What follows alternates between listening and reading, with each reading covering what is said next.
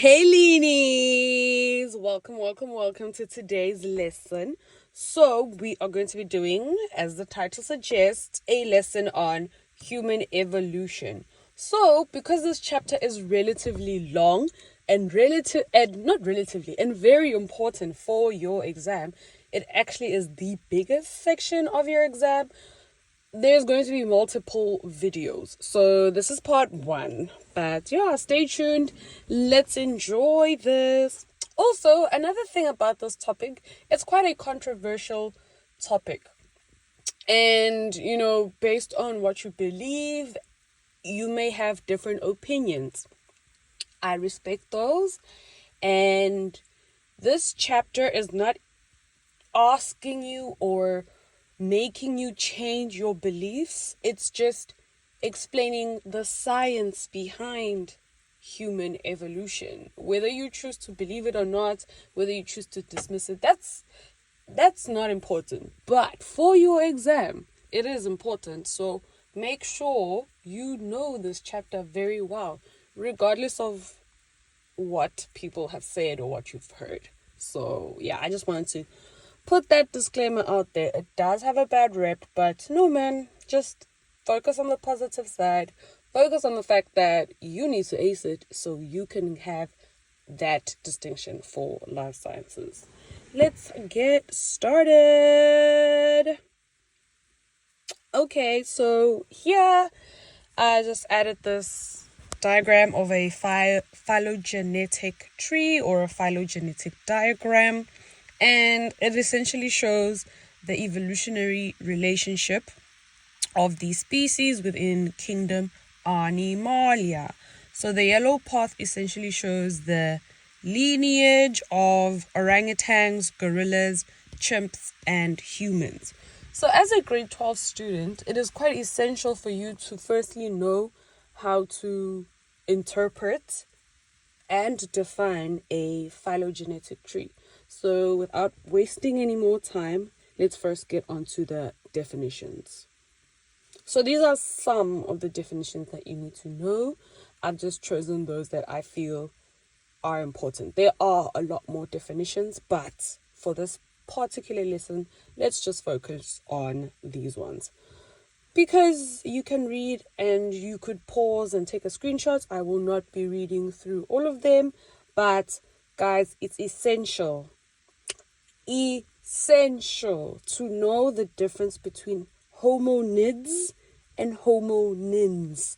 They will ask you this some way or another, not necessarily what is the difference, but just know the difference between the two. These definitions are quite important.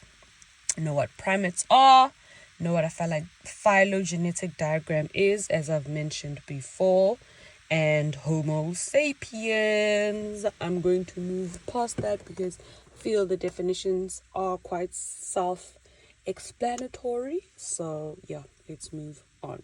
Okay, so let's go through this to help you understand and how to interpret phylogenetic tree better. So essentially, as the definition suggested earlier, it shows evolutionary relationships among species. And in the case of us as humans, they trace our lineage back to our common ancestors with other primates. So that's basically what a phylogenetic tree shows us. In simple terms, it shows us where we've evolved from and, the other species that we share similarities with. Okay. First things first that you need to know is that the root represents the most common ancestor. So the root, that is the ancestor that is common among all the species in the phylogenetic tree and is the starting point. And so the branches represent different lineages, which is the path of each species, basically each species, the evolutionary path of each species. And then one thing that you need to know is the node. So I just want to so it's easier.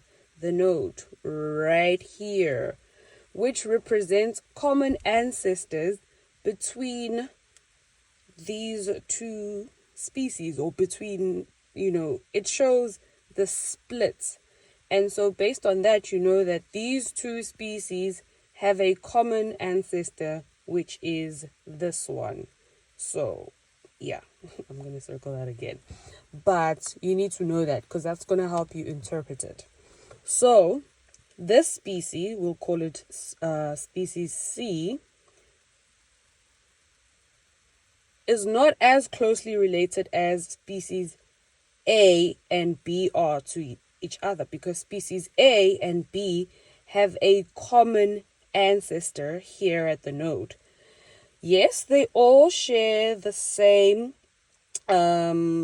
ancient ancestor at the root, but they're not as closely related because its node is right over there, So that's one way to help you understand it in the simplest term. And then, the tip represents the most organisms, and it's the N case, so species C. Just as an example, we could say species C is like the modern day human. So, this is the most recent organism in the phylogenetic tree.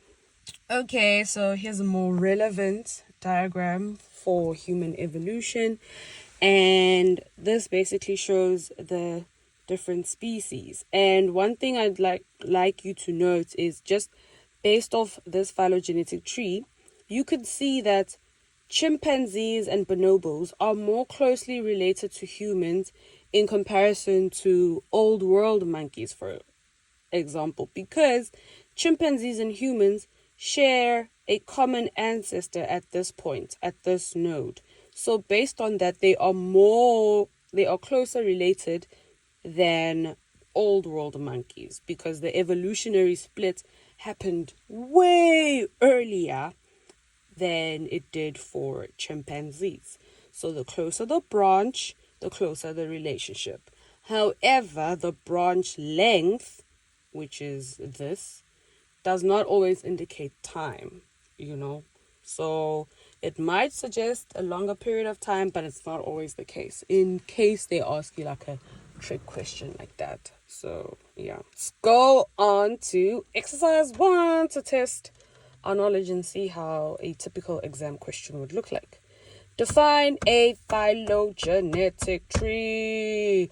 Well, we just learned about the definition, and a phylogenetic tree essentially is a branching diagram showing the evolutionary relationships among various biological species.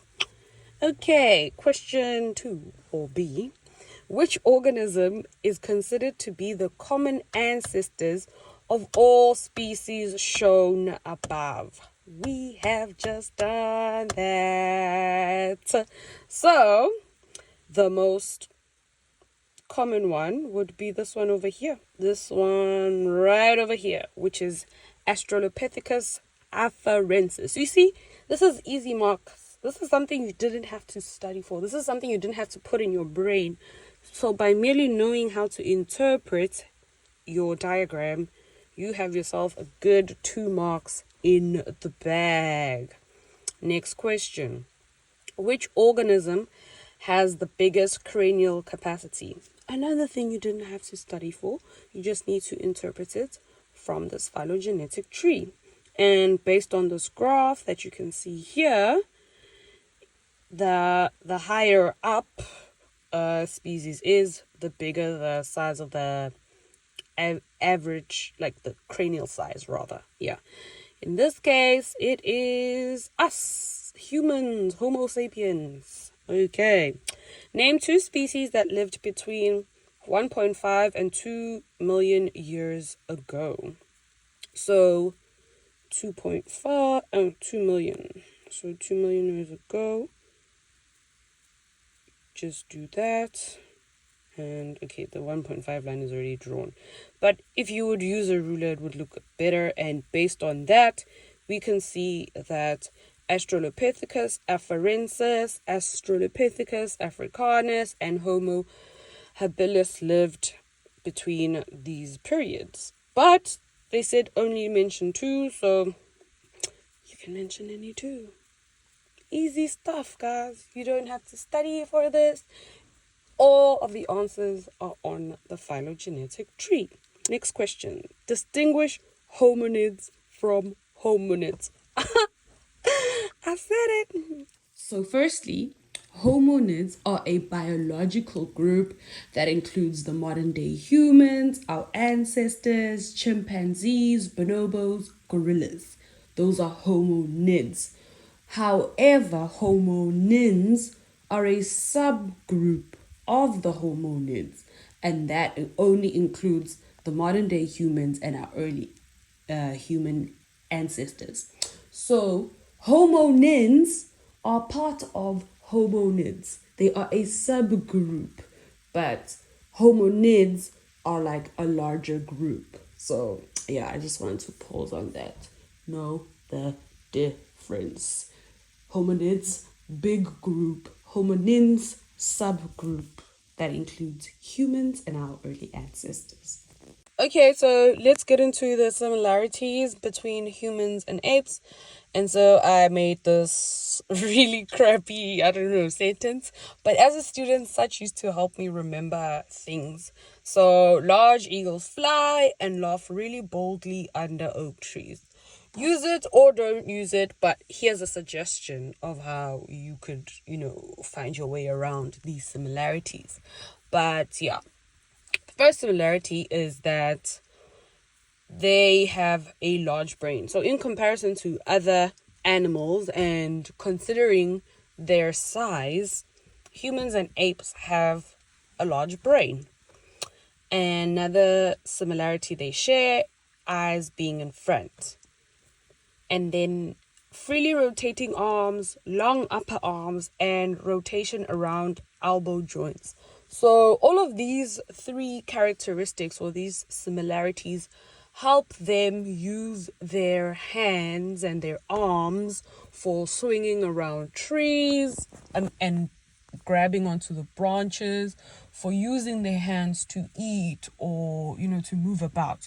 So all of these three play a role in that, And then another thing is that they all share the similarity of having bare fingertips or nails instead of claws like other animals, like lions or bears.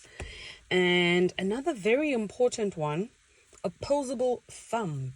And that allowed these species to then use tools because of the fact that their thumb opposes the other four fingers, and that allows them to grab onto objects, which is pretty significant. And another thing is that they have an upright posture, and the back limbs of these hominids are stronger than their front limbs, and that enables them to stand upright. And that also enabled bipedalism, which we'll get into. Will we? We'll do an activity that covers it. So so they have an upright posture. Okay, now we're going to get on to the anatomical differences. This is probably one of the most important parts of this entire video. I mean, everything is important, but if there's one thing that I would like you to take from this video is the importance of the differences. Okay, so here we see that the position of the foramen magnum, which is the opening at the base of the skull, is in a more backward position in the chimpanzee skull. However, in humans, it has evolved to be in a more forward position.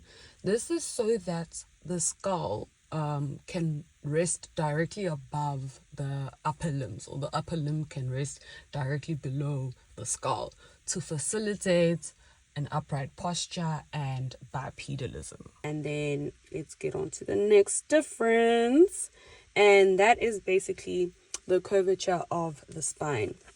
So in humans, they have an S-shaped spine, and this is because the upper body is directly above the pelvic girdle when it's standing upright. Whereas chimps have a less curved spine. We could say it's a C-shaped spine when it stands upright. So you can see that its weight pulls it forward in comparison to humans. Yeah. And then the next one is the shape of the pelvic girdle. So chimps have a long and narrow pelvic girdle, whereas humans have a short and wide one. And this is to support the organs and the basically the upper body weight. So to support it, it needs a wider pelvic girdle, whereas chimps do not need this extra support, as they are quadrupedal and most of that weight is on the ground anyways. Yeah, so that's basically that. And then another difference that adds on to the shape of the pelvic girdle is that the femur of humans is angled inwards, and that allows it to like basically bear the most load, because it has to carry more load from its upper body. So this femur is angled inwards, and it also allows it to walk bipedally, which is basically one foot in front of the other, and we do not see this in chimpanzees. And then another difference is in the brain size. So as you can see on this diagram, the human skull has a larger brain size, whereas a chimp has a smaller brain size. Chimps have a well-developed brow ridge, whereas humans do not. And this came about because the cranium became bigger. So with the cranium becoming bigger, we see less of this brow ridge. So that's another difference that you need to know. And then chimps are prognathous, which basically means that their jaws protrude, or in more simpler terms, come out forward beyond a vertical line through the eye. So if you would slice the face or the skull of a chimp, if you'd have a vertical line, the jaw would be outside or beyond that vertical line, whereas humans do not. We basically have a flat face. You could put something on top of a human skull, whereas you wouldn't be able to with a chimp because the jaw extends outwards, So that's another difference. Okay, and then the teeth.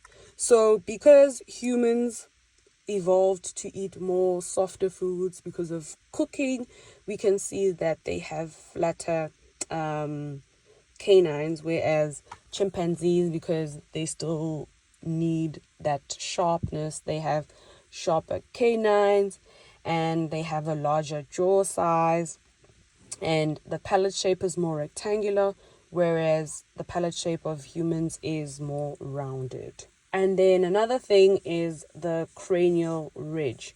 So chimps have a more developed cranial ridge, whereas humans do not.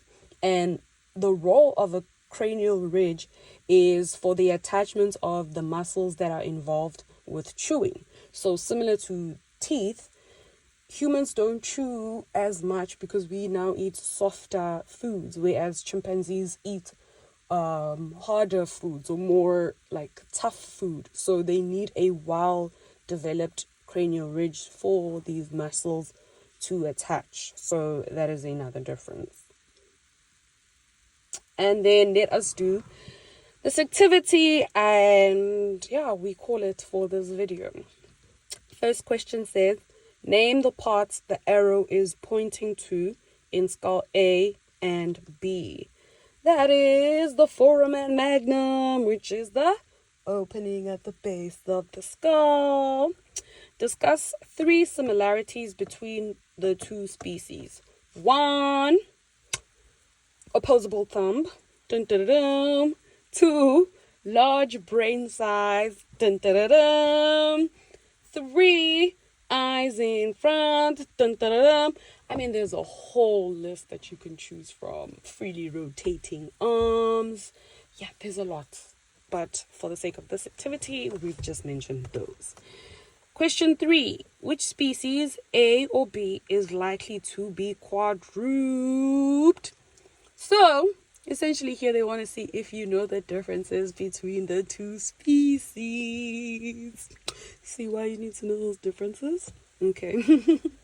I mean, they're going to ask it again, but okay, yeah. Let's just answer question 3 before I get ahead of myself.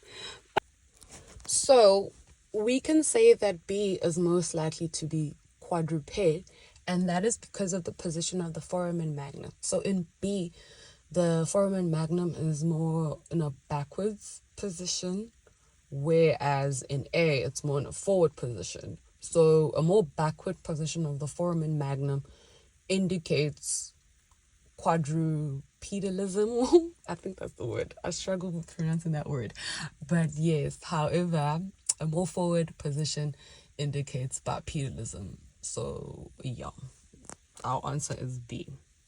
Question 4. Tabulate 4 observable differences between the two skulls. I mean, we just did the differences right now. I'm pretty sure I'll just have that table up for you and you will see that. Then last one, what difference between the species indicates a change in intelligence, and explain why you gave that reason. So the difference is in the brain size. So species A has a bigger brain size, and that indicates intelligence. That we can assume that species A, because it has a larger brain size, would be more intelligent than species B. Okay, the next one is, what is bipedalism? Okay, so bipedalism is the ability to stand upright and walk comfortably on 2 feet. And then you can further explain that it is placing one foot in front of the other in order to move forward. Yeah, basically. Question 2, which letter A or B best represents a bipedal organism? A. They would, excuse me, most likely ask you to give a reason for your answer, but in this case, because you will most likely answer it in the following questions, they did not. Name 2 advantages of bipedalism. So bipedalism is a pretty cool thing, and because of bipedalism, organisms have hands that are free to pick up or carry food or to use weapons, because they don't have to use them to move about. And because they're standing upright with their eyes higher off the ground, it gives them a better view of their surroundings, and they can see potential prey better than if they were walking on all fours. That's 2 advantages. There's more, such as in courtship, the organs are readily displayed, and it also reduces the body's exposure to sunlight in an open area. But I think for the purpose of this, just those first 2, the fact that hands are free and that eyes are high off the ground so it can see its surroundings better.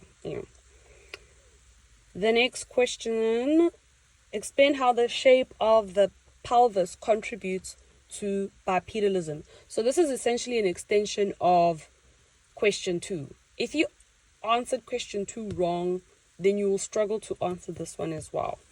So yeah, I hope you said that the organism is A, and so the organism in A has a shorter and wider pelvis.